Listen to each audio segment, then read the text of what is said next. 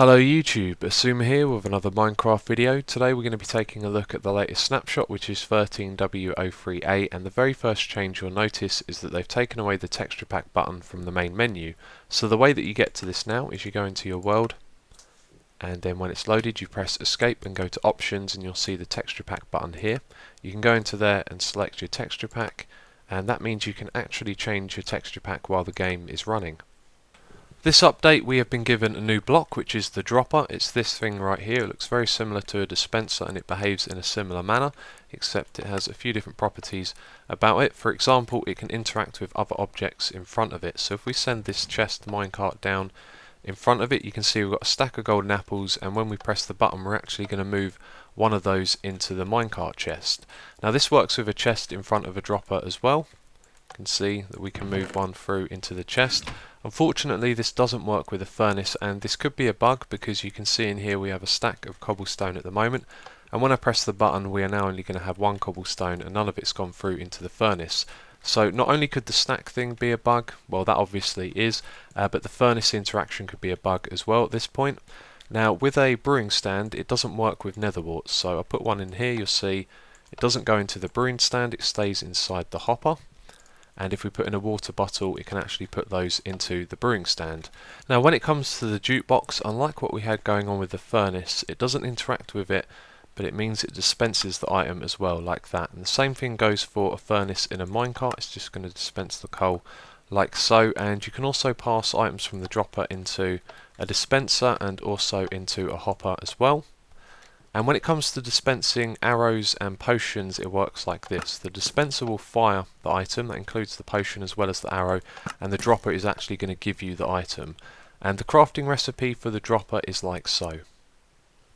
The pillar quartz block has been changed. You can now place it like you would a wood block, and the orientation of the texture will change like so. Unfortunately this doesn't work on the chiseled quartz block despite it having a different texture on the top. Some very interesting changes have been made to the minecarts with TNT. When they detonate they are now no longer going to destroy any tracks or the blocks directly beneath any track, and that includes not only the track that they are on but other tracks nearby as well. So let me give you an example of this. Let's send this on its way. It's gone over the activator rail there, and you can see it's blown up everything but the tracks and the blocks directly beneath them. There is another change that has been made as well. In the previous snapshot a TNT minecart heading at high speed derailing from the track would explode, but that no longer happens.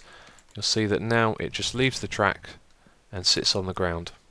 A hopper in a minecart has also been added into the game, and as you can imagine it functions just like a hopper except on a minecart, and its crafting recipe is pretty predictable as well.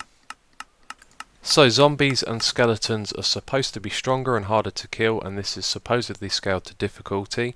At the moment I've been unable to really pinpoint what exactly has been changed. It seems about the same when fighting them with a bow and arrow, 3 hits to kill, and the same with the skeleton. And one thing I have discovered is that fighting a zombie when that zombie is on fire will actually set yourself on fire as well, like that. Just kill this guy off and then heal. I've also read that meleeing against skeletons is harder, but at the moment it's really hard to tell. That guy's got a knockback on his bow, which is annoying. Right while I'm trying to test, let's do that again. And yep, it seems about the same to me. Some new multiplayer options have been added into the menu. You can see here it says multiplayer settings, and most of this is self-explanatory. You can turn off the chat. You can change the opacity and the colours of it, the scale as well, and the unfocused height is the amount of the chat that you can see at once like this. And focused height, I'm not actually sure, I've been unable to figure out what it is that this does, but the width as well, you can change the width like that. And you can also turn off capes on a server as well. And there's one other option that I noticed has been added in the menu, that's touchscreen mode, but I don't have a touchscreen monitor so I can't test to see how that works. So this snapshot we got a new block, which is the dropper, and I'd like to know if mobs are able to spawn on it or not. So we're here in the Mythbusting testing facility and we're going to turn off the lights, and it looks like mobs are not. Oh wait a minute, we've got some spawns, and that's good to know. Mobs can spawn on the dropper. So here is a little montage of me doing some testing on the blocks added in the previous snapshot. As you would probably guess, the half slabs and the stairs, the mobs weren't able to spawn on them, but they were able to spawn on the chiseled, the pillar and the normal quartz block. And if you want to find out what mobs were able to spawn on in the snapshot before that one, there's a link in the description box and on the screen to the Mythbusting episode where we tested those blocks. There has also been a lot of bug fixes this snapshot, and I'll provide a link in the description box for a detailed list of those.